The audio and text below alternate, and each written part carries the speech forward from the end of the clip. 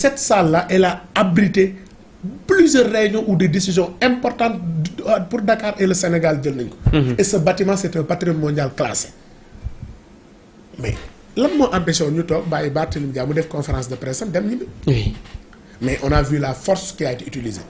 De ma petite expérience, je me suis entrer à l'hôtel de ville, défoncer la porte, gagner des nids, barricader l'hôtel de ville, terre et adjoint, mais nous Ousmane, dama koy fatali, il y a de cela moins d'1 an, bi ko barricadé këram, ñun ñëpp on avait contesté cette mesure. Oui. Parce que dañu jàpp ni c'est une mesure illégale.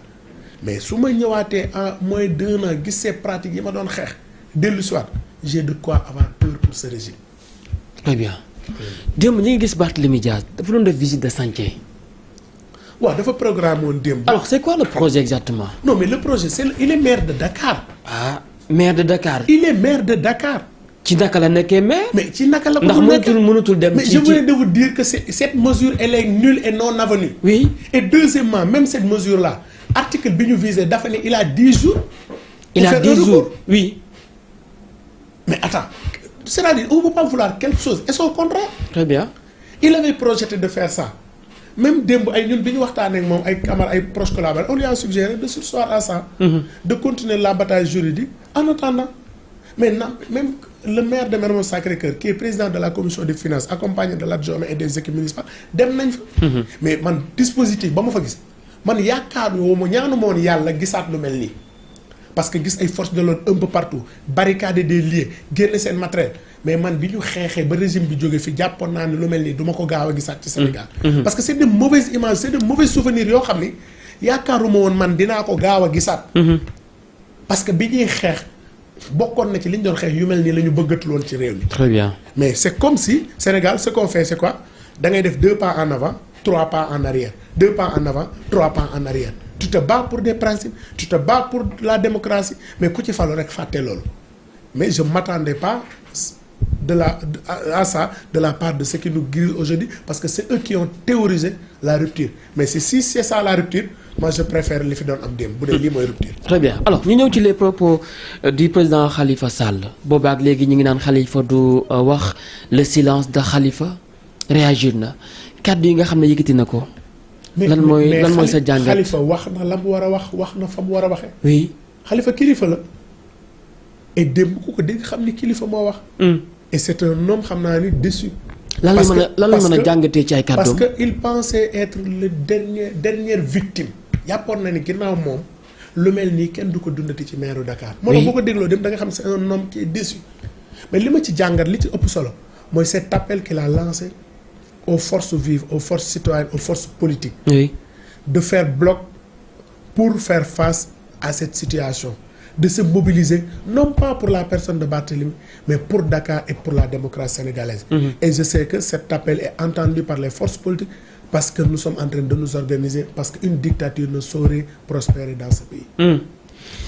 ci ay kàddoom je suis entré en contact avec Ousmane Sonko par Barthélémy Diaz. Effectivement parce que si Khalifa a eu des contacts avec Ousmane si Khalifa a eu une alliance avec Ousmane c'est par le biais de Barth parce que Ousmane Barth la xam Barth moo jàpp loxo Ousmane yóbbu ko Khalifa vous vous souvenez de cette fameuse photo où il était habillé en 2 pièces bleu ciel Khalifa Sall sol benn chemise blanc ñu photo woo ko këram vous vous souvenez de cette image là? Oui. Ce jour-là Barth moo jàpp ci loxo Ousmane yóbbu ko ba kër Khalifa. Très bien. Et aujourd'hui, Khalifa aura beaucoup fait pour cet homme-là. Malheureusement, nous sommes dans un pays où peut-être à un mois de nous de taxaw amuñu woon ay chroniqueurs amuñu woon ay influenceurs amuñu woon des journalistes qui nous sont favorables moo tax mais je considère que l'histoire nous jugera parce que ils nous ont fait beaucoup de mal. Et ce mal ñu ngi continuer à le faire. Mais qu'ils le sachent gis nga même su ñuy des benn nit Sénégal am na ñoo xam ne dañuy bañ ba dee si certains acceptent de céder à ce terrorisme si certains acceptent d'être apeurés ba du ñu wax ñun duñ ci bokk. Même si comme ni ko kenn waxee au fond de notre tombe nous résisterons dans les prisons nous résisterons mais cette dictature ne saurait passer parce que le Sénégal rek a une longue tradition de lutte démocratique. Oui. Avant indépendance après indépendance les gens se sont toujours battus ba indi première alternance xeex ba deuxième alternance ñëw xeex ba jëli fi Macky Sall xeex ba indi fi ñii waaw mais ku yaakaar ni tey nag mën nga ñoo noppiloo wala mën nga ñëw menacer da ngay nax sa bopp chaque fois qu'il s'agit de dire non nous allons dire non. d'accord et si par malheur. noonu laa ko mën a tuddee ñaanuñu ko yàlla Barthélémy Dias perdre li nga xam ne mooy la mairie lan ngeen fas yéenaan. man dama jàpp ne mënu ko perdre. parce que si le droit est dit rien que le droit la semaine prochaine Barthélémy Dias va retrouver ses fonctions pour continuer à travailler pour Dakar et les Dakarois. oui bu fekkee li yoon wax. oui man loolu laa jàpp. loolu nga jàpp. loolu laa jàpp naa ne ba tey am nañu ay magistrats yoo xam ne ils vont dire le droit. très bien mais bëri na ci ñi wax naan Barthé moo politiquement. waaw mais xam nga dee moom ki ko def yàlla rek moo ko xam. oui. xam nga ki bëgg mu dee da koy yéene mu dee. mais je vous dis que Barth renaîtra de ses cendres demagul fenn il est là il est encore jeune. et dans ce pays rien ne se fera sans lui. très bien diggante moom ak Ousmane Sonko tey ci suba dama doon seetaan benn vidéo c'était en Ziguinchor. Ziguinchor la woon. mooy bay Ousmane Sonko di je sais pas xaw ma ndax seetaan nga ko pas cette vidéo là. oui on a vu Barth. ça c'était Ousmane Sonko bu doon évanouir. oui Barthélémy daw ñëw xam nga diggante Barth Ousmane Sonko man dama ci mën a wax. oui. Barth a beaucoup fait pour l'homme. Au sein même de notre plateforme beaucoup à un moment donné lui reprochaient le fait d'être trop généreux et de trop proche de Ousmane Sonko. Il a tout fait. Barth a été à la première à dire élection 2024 si Khalifa n'est pas candidat mon candidat c'est Ousmane Sonko. Et je pense que lire nga Abbas quand il disait notre allié le plus sûr reste Barthélémy Dias. oui. déglu nga keroog ba Djibi Gueye Ndiaye toog ak yaayu Barthélémy di ko wax ni s'il y a une personne sur laquelle on peut compter c'est Barthélémy. Il s'est beaucoup donné malheureusement il est victime d'une machination. d'une manipulation. lan moo sens ci diggante ba lii am ci tey. mais xam nga mënoon nañu. kan moo war sa kan moo ñoom ñaar kan moo ci war boppam. li ma leer ba dama xam ko. Barth du koy wor. warul nit. c'est un homme entier. et lu mu la wax rek mooy li mu gëm. et dans cette affaire là muy tay muy suba l'histoire nous jugera. oui. l'histoire nous jugera. très bien taxawaay baa ngi noonu Bassirou Samb moom mi nga xam ne nag moom mooy responsable des jeunes de taxawu Sénégal moom nag la ñu dalaloon tey ci Sans Limites TV ça a été vraiment plaisir ñu waxtaan ci li nga xam ne mooy actualité parce que coow li bari na juriste bu nekk mi ngi wax.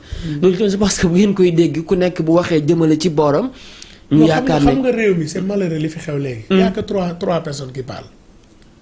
ñett ñooy wax. kan ak kan ak kan. ñenn ñi mooy ñi nga xam ni ils se définissent comme xam nga réew mi dañ ko diviser léegi entre les partisans du projet et les non partisans du projet. ceux qui sont des partisans du projet c'est des gens yoo xam ni lépp loo wax rek mën nañ koo layal dañuy dugg ci bërigo diwlin léegi weextaal wala bu tiir weextaal. lépp loo wax rek ñu layal ko. am na ñoo xam ni malheureusement ils se disent intellectuels organismes de défense de l'homme qui sont apeurés qui n'ont plus le courage de dire la vérité ils se sont terrés noppi. am na ñoo xam nag ils sont toujours droits dans leur botte moi j'aimerais bien entendre dans cette situation Guy Marius Sagna. oui.